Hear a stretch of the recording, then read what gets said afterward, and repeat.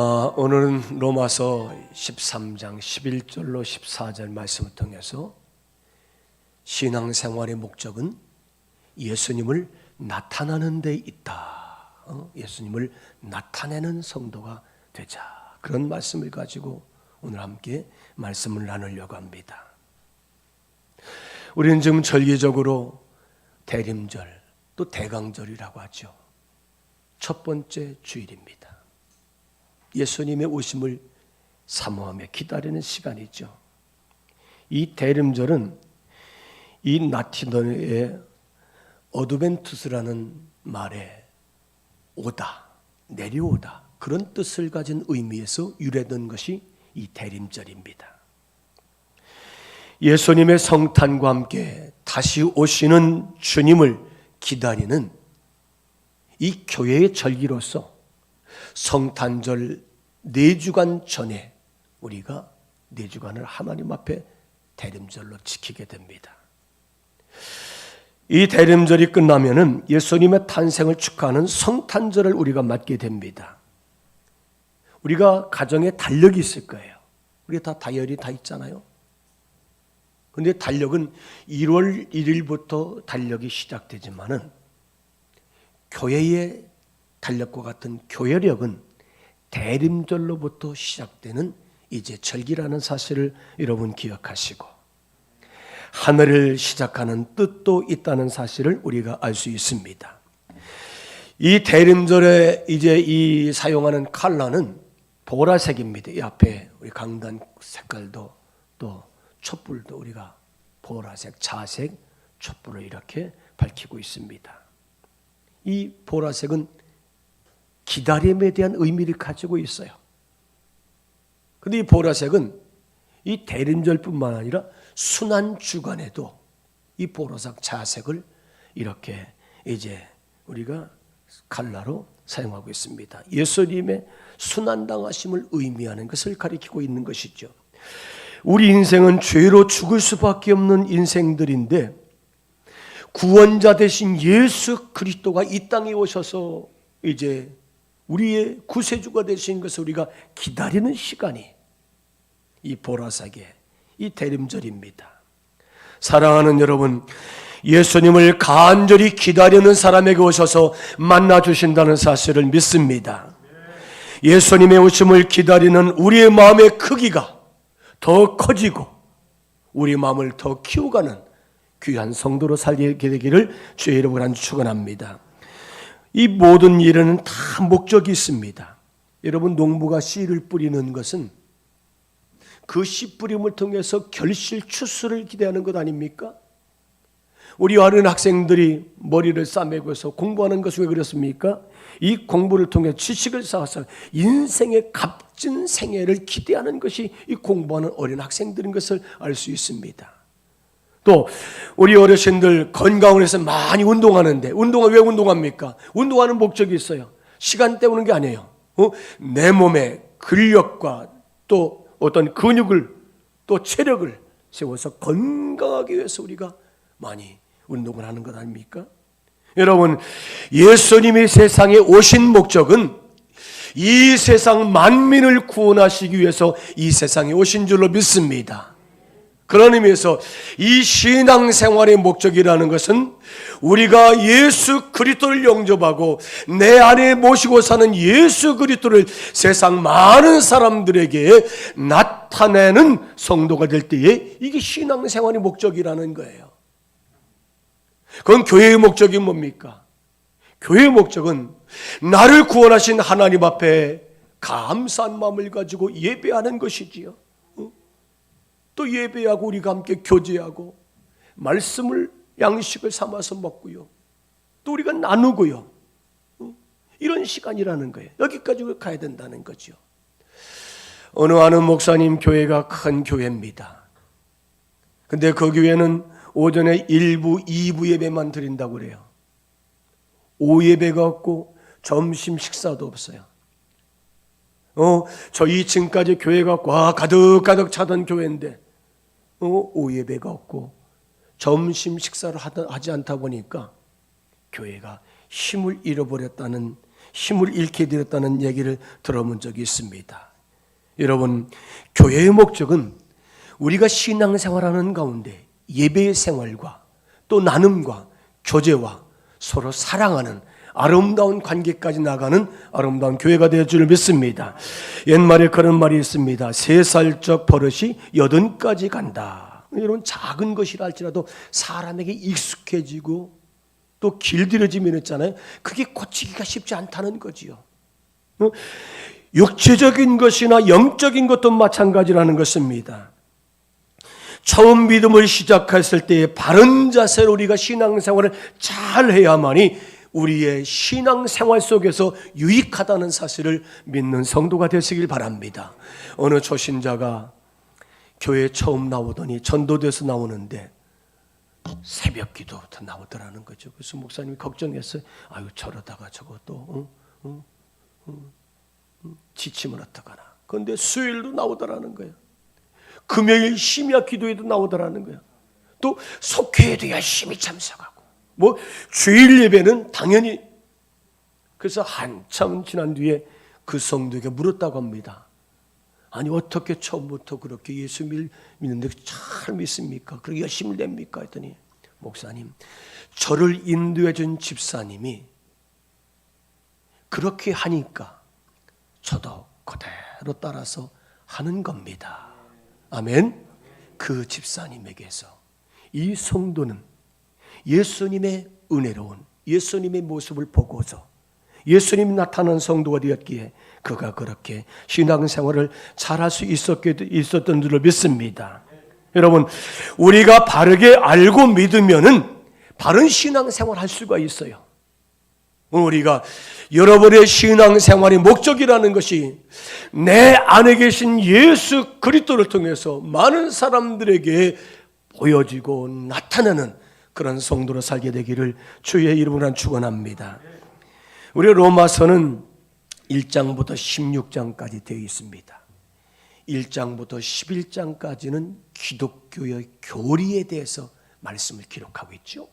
기독교는 인생은 다 죄인이고 죽을 수밖에 없는 저주받은 인생들이었지만 하나님이 사랑하셔서 예수 그리스도에 대한 구원의 계획을 주시고 그를 믿는 자들에게 영생의 저 영원한 천국, 또 마지막 때에 우리의 이제 천국 잔치 그날 우리가 다 주님 앞에 서야 될 하나님의 거룩한 자녀들이라는 내용들을 쫙 다는 것이 1장부터 11장까지입니다.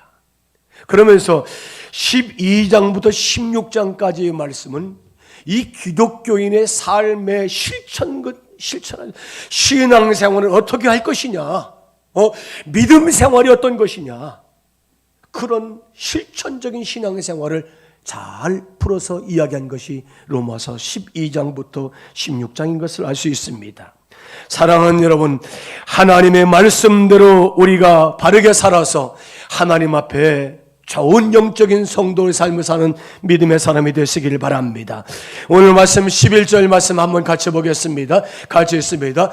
또한 너희가 이 시기를 알거니와 자다가 깰 때가 벌써 되었으니 이는 이제 우리의 구원이 처음 믿을 때보다 가까웠습니다. 아멘. 여러분, 지금 이 시대가 마지막 때라는 거예요. 말세의 때라는 거예요. 주님이 오실 날이 얼마나 남지 않았다는 말씀입니다. 여러분, 이 말세, 내가 처음 믿을 때보다 지금 계산해 보니까 얼마 남지 않았다는 것이 이 사도 바울이 오늘 11절 말씀을 통해서 말씀해 주고 있습니다. 이 마지막 때에 구원의 날, 주님이 오시는 날이 얼마 남지 않았으니 너희는 잠만 자지 말고 깨어 일어나 믿음으로 오실 주님을 맞이하는 영적으로 깨어있는 성도가 되라고 주님은 그렇게 우리들에게 말씀하고 있는 줄 믿습니다. 우리 마태복음 25장을 보면은 열처녀 비유가 나옵니다. 거기 보면은 열처녀가 등불을 준비하고 기름을 다 준비하고 오실 신랑을 맞을 준비를 하고 있어요. 그런데 신랑이 더디 오다 보니까 이 여인들이 다시 잠을 자게 됩니다. 한참 자는데 신랑이 오신다 이런 이제 소리가 나니까 이 여인들이 다 일어나가지고 등불에 들고 나갑니다. 그런데 슬기로운 다섯 처녀들은 기름을 충분히 준비해서 오실 신랑을 밝히 불을 밝히며 영접할 수 있었는데, 미련한 다섯 처녀는 기름이 다 떨어져 갑니다. 옆에 있는 여인들에게 나의 기름을 좀 달라고 했지만은 낯설게도 부족하니 가서 기름을 파는 자들에 가서 구해다가 가져왔으라. 여러분, 슬기로운 다섯 처녀는 신랑 대신 예수님을 맞을 수 있었고, 미련한 다섯 처녀는 기름이 떨어져서 예수님을 영접하지 못하는 어리석은 여인이었다는 말씀입니다. 사랑하는 여러분, 지금은 기름을 준비해야 될 시간인 줄 믿습니다. 여러분, 기름이 뭡니까? 예수 그리스도를 믿는 신앙인 줄 믿습니다. 말씀의 삶인 줄 믿습니다. 영적인 생활이라는 사실을 믿으시길 바랍니다. 성령 충만한 삶을 우리가 날마다 누리는 성도가 되시길 바랍니다. 우리 모든 성도들이 주님이 오실 때 가져야 될 영적인 자산들, 우리가 주님 앞에 내놓을 것이 있어야 돼요. 그걸 가지고 주님 앞에 빛을 밝히는 성도가 되시기 바랍니다. 사랑하는 여러분, 우리의 성도도 항상 잘 살아야 될 줄 믿습니다. 한번 따라서 하십니다. 그리스도인은 모든 삶이 예배 시간입니다. 그러기 믿습니까? 여러분, 우리 성도들의 신앙생활 그 자체가 하나님 앞에 예배 생활이라는 거예요. 주일날 11시만이, 수요일날 예배만이, 금요일날 속회 예배, 이 새벽 기도에만 예배 시간이 아니라 그 외의 시간, 우리의 인생의 전폭적인 모든 삶이 하나님 앞에 예배의 생활이다. 사랑하는 여러분, 내 삶의 전체가 오늘 로마서 12장 1절로 2절 말씀이니까, 그러므로 형제들아 내가 너희 하나님의 모든 자비하심을 너희를 권하노니 너희 몸을 하나님이 기뻐하시는 거룩한 산 제물로 드리라. 이는 너희가 드릴 영적 예배니라. 너희 몸을 하나님이 기뻐하시는 거룩한 산 제물로 드리라. 이는 너희가 드릴 영적 예배니라. 우리의 생명을 가지고 사는 모든 시간이 하나님 앞에 영적인 거룩한 예배자의 삶이라는 사실을 여러분 기억하시길 바랍니다.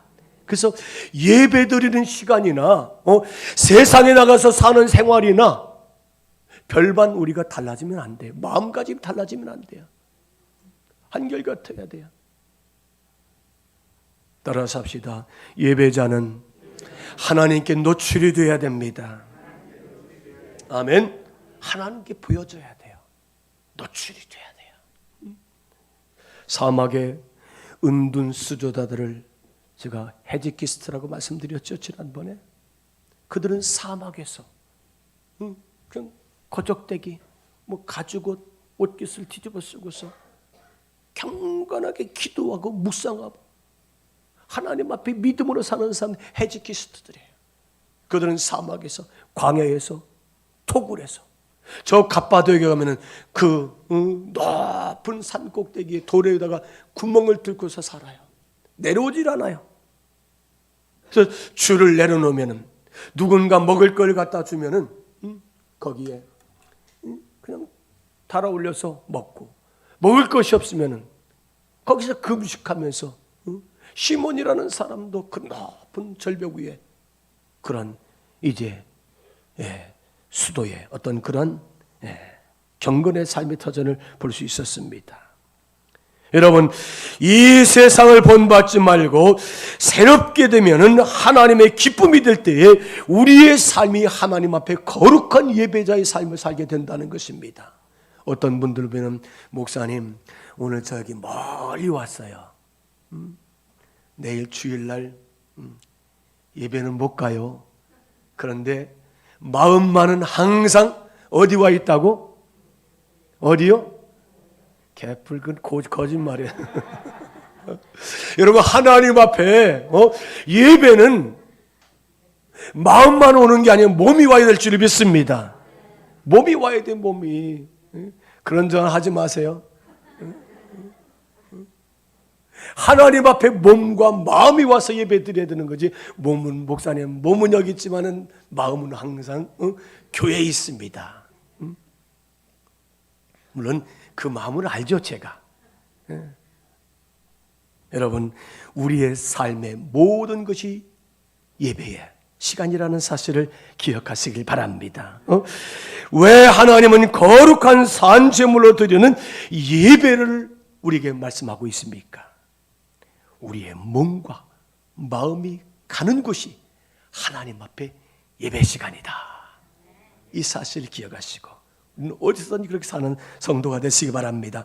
사랑하는 여러분, 우리는 마지막까지 끝까지 잘 믿고 잘 살다가 하나님 앞에 부름받는 성도가 되시길 바랍니다. 따라서 합시다. 잘 살아야 잘 죽습니다. 네. 여러분, 사무엘과 같이 사무엘 선지자 그랬잖아요. 사무엘 선지자 하나님 앞에 잘 살았어요. 그가 죽을 때도 하나님 앞에 정말 잘 죽지 않습니까? 여러분, 처음이 아무리 좋았다 한다 할지라도 나중에 나쁘면은 그것은 나쁜 거예요. 처음에는 성령으로 시작한다 한다 할지라도 마지막이 육체로 마치는 꼴이 된다는 것입니다. 사랑하는 여러분, 우리는 예수 믿는 것이 최고로 복받은 것인 줄로 믿습니다. 아멘. 따라서 합시다. 예수 믿는 것이 최고로 복받은 것입니다. 아멘. 어떻게 해야 그러면 잘 살 수 있습니까? 우리가 벗어버릴 것을 벗어버리고 입어야 될 것을 입는 것이 잘 사는 것이다. 오늘 사도 바울은 그렇게 말합니다. 어두움의 일을 벗어버려라. 그리고 빛의 갑옷을 입어라. 첫째로 우리는 어둠의 일을 벗어야 됩니다. 오늘 말씀 12절 말씀 함께 읽습니다. 12절 밤이 깊고 낮이 가까웠으니 그러므로 우리가 어둠의 일을 벗고 빛의 갑옷을 입자. 사랑하는 여러분, 성경에 보니까 어떤 사람들은 안전하다, 평안하다, 별일이 없다 이렇게 널브러져 가지고 잠만 자고 있을 때 주님이 오시면은 준비가 되지 않는 자들은 주님을 영접할 수가 없다는 사실입니다. 여러분, 밤은 뭡니까? 밤은 어둠입니다. 밤은 방탕한 시간이에요. 밤은 잠자는 시간이에요. 밤은 일을 그치는 시간입니다. 밤은 쉬는 시간이잖아요. 우리 성도들은 이 어둠의 밤을 벗어버리고 사는 것이 성도이고 하나님의 백성이고 그것이 낮의 사람이고 낮의 자녀이라는 사실을 우리가 믿으시길 바랍니다. 사도 바울은 그렇게 해서 오늘 말씀 12절 이렇게 말씀하고 있습니다. 어둠의 일을 벗어버리라고, 어둠의 일을, 밤에 잠자는 어둠의 일을 벗어버리라고 그렇게 말씀하고 있습니다. 서양격언에 보면은 정직한 것이 최저의 정책이다. 정직한 것이. 여러분, 거짓은 다 드러나게 되어 있어요. 정직한 것이 최대의 정책이다. 우리는 빛의 자녀들인 줄 믿습니다. 여러분, 여기 물컵에 물이 없고 여기다 촛불 하나 집어넣으면 있잖아요. 이 깨끗한 물컵에는 빛이 환하게 확 밝혀집니다. 그런데 이 물컵이 더럽고 때가 묻고 시커매지면 여기다가 아무리 불을 켜본들 이 빛이 나갈 수가 없습니다. 사랑하는 여러분, 예수 그리스도는 이 땅에 빛으로 오신 분인 줄 믿습니다. 우리는 그분을 영접하고 그분을 모시고 사는 성도인 줄 믿습니다. 우리의 죄는 예수 그리스도로 말미암아 깨끗하게 씻음받았다는 사실을 믿으시길 바랍니다. 우리의 심령과 우리의 믿음, 우리의 삶이 이 유리컵과 같이 깨끗한 자가 되었다는 거예요. 그래서 예수 그리스도의 빛을 가졌으면은 우리의 삶에서, 우리의 모든 것에서 예수님의 빛이 투명이 되고 반사가 되고 비춰지고 나가는 성도가 될 줄 믿습니다. 한번 따라서 하겠습니다. 숨길 수 없는 사람이 복 있는 사람입니다. 여러분, 숨길 수 없는 사람이 복 있는 사람이에요. 제가 어제 저녁에 늦은 시간에 여기 내려오니까 캄캄하더라고요. 그래서 불을 척척척 켜니까 환해졌어요. 또 아침에 출근해서 어둡잖아, 이 성전이. 그래서 이쪽에 잡아라 2개를 켰더니, 열어버렸더니 얼마나 환한지. 불을 안 켜도 다니기에 넉넉하게 이런 빛이 들어오니까 어둠 물러가고 있죠. 환하게 비춰지는 거예요. 우리가 아무리 죄악된 세상에 살았고 죄인이라 할지라도 예수 그리스도 빛인 예수님을 영접하고 살 때 우리는 하나님 앞에 빛 있는 거룩한 자로서 예수님을 나타내는 성도가 될 수 있음을 믿으시길 바랍니다. 에베소 5장 8절에 이렇게 말씀하고 있습니다. 너희가 전에는 어둠이더니 이제는 주 안에서 뭐라고요? 빛이라. 어떻게? 빛의 자녀들처럼 행하라. 여러분, 빛 앞에 숨길 수 있는 것이 아무것도 없습니다. 여러분, 빛 앞에는 다 드러난다는 사실을 믿으시길 바랍니다. 우리가 투명한 사람이 빛의 사람이라는 것이에요.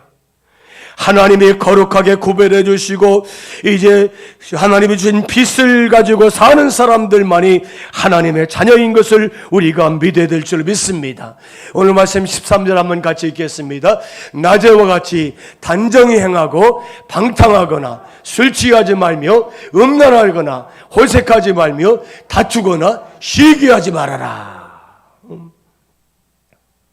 여러분, 어둠의 자녀는 방탕합니다.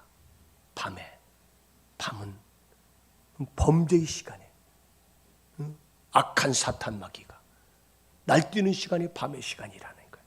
어둠에 빛이 없을 때 방탕하고 음란하고 호색하고 또 싸우고 술 취하고 다투고 시기하고 그런 온갖 죄악이 이 밤에 일어나잖아요.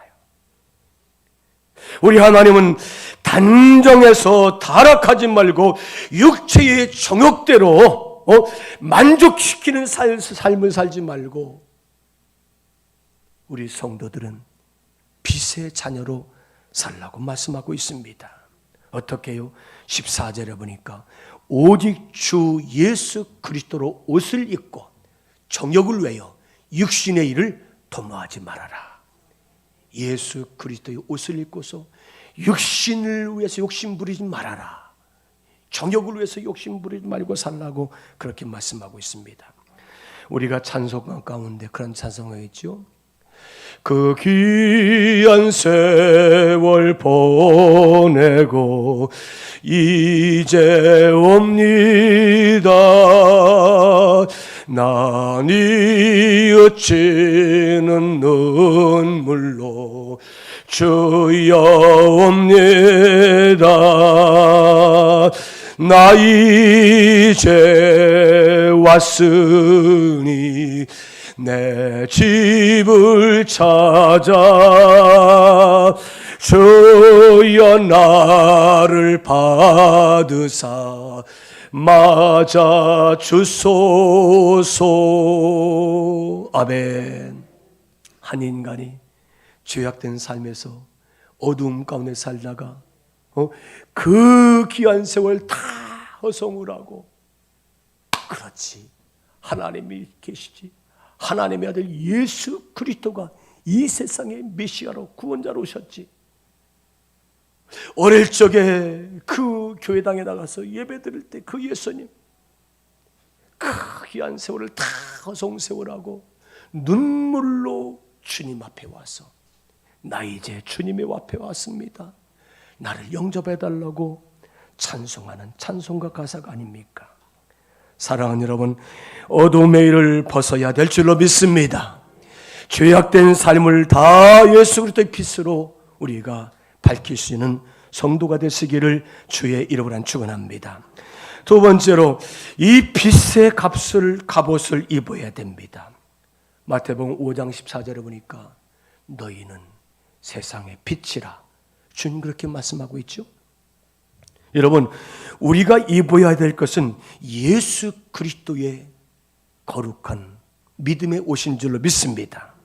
12절에 보니까 빛의 갑옷을 입으라. 빛이 누굽니까? 예수님. 아멘. 예수 믿는 것이 빛의 갑옷을 입는 거예요. 두 번째로 낮에와 같이 단정히 행해라. 밤과 같이 방탕하지 말고 죄악 범하지 말고 타락하지 말고 싸우지 말고 시기저하지 말고 음란하지 말고 단정하게 모습을 가지고 행하는 그리스도인이 되라는 말씀입니다.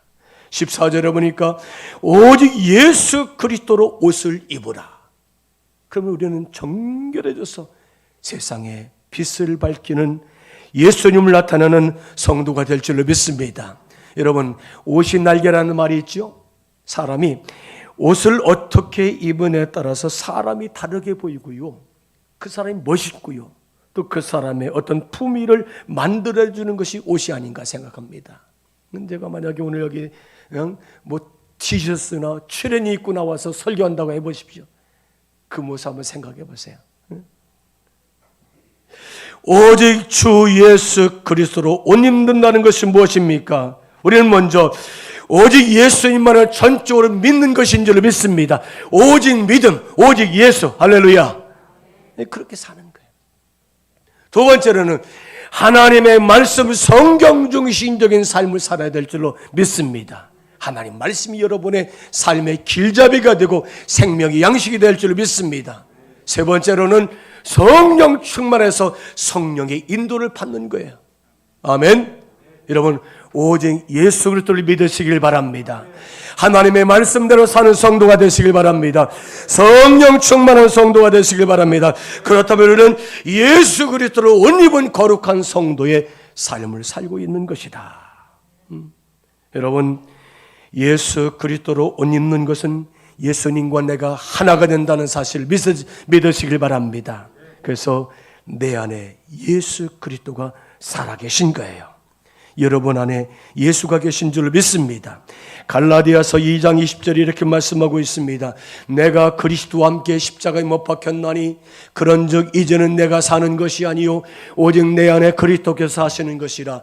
이제 내가 육체 가운데 사는 것은 나를 사랑하사 나를 위하여 자기를 버리신 하나님의 아들을 믿는 믿음 안에 사는 것이라. 아멘. 우리 한번 찬양하겠습니다. 우리 이 찬양 같이 한번 찬양하고 말씀을 정리하겠습니다.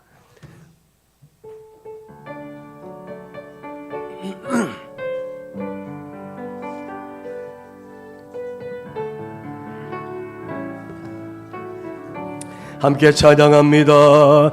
내가 그리스도와 함께 십자가에 못 박혔나니 그런즉 이제 내가 사건 아니요 내 안에 예수께서 사신 것이라. 이제 내가 육체 가운데 사는 것은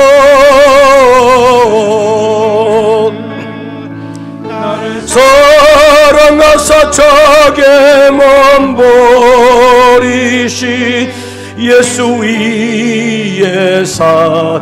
이제 내가 육체 가운데 사는 것은 이제 내가 육체 가운데 사는 것은 나를 사랑하사 자기 못 버리시 예수 위에 산 것이라. 사랑하는 여러분, 내가 죽었었는데 예수 그리스도가 내게 오심으로 내가 살게 된 줄로 믿으시기를 바랍니다. 내 안에 예수가 산다는 것은 내가 주인이 바뀌어진 줄로 믿습니다. 따라서 합시다. 신앙생활은 주인을 바꾸는 것입니다. 아멘. 신앙생활은 주인 바꾸기예요.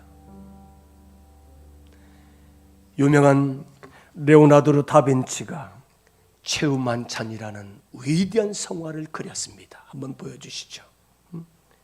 이 레오나르도 다빈치는 이 최후만찬 이 성화를 3년 동안에 걸쳐서 이제 그리게 됩니다. 어느 한 백작이 부탁을 받고 그가 어쩔 수 없이 이 작품을 그리기 시작했다는 것이죠. 그런데 이 다빈치는 이 작품에서 뭐니 해도 예수님이 존귀함이 두드러지게 나타나게 그리려고 그는 부단히 애를 쓰고 예수님께 초점을 맞췄다는 것입니다. 다빈치는 이 최후만찬의 작품을 거의 완성될 무렵에 사랑하는 친구에게 가서 이 그림이 어떠냐 이렇게 한번 물어봤어요. 그랬더니 그 친구가 보자마자 이건 정말 대작이다. 걸작품이다. 위대한 작품이다. 그러면서 여기 예수님 손에 들고 계신 이 컵도 진짜 같네. 진짜처럼 보이네. 이렇게 친구에게 말을 듣습니다.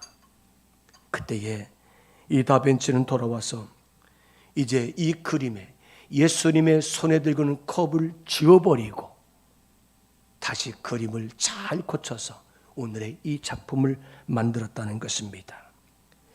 비록 그림이지만은 예수님보다 어떤 것도 눈에 집중되거나 두드러지게 보이거나 진짜처럼 보이는 것을 그는 원하지 않았습니다. 오직 예수 그리스도께만은 많은 사람들의 시선이 가는 것을 원하는 심정으로 이 그림을 그리게 되었다는 말씀입니다.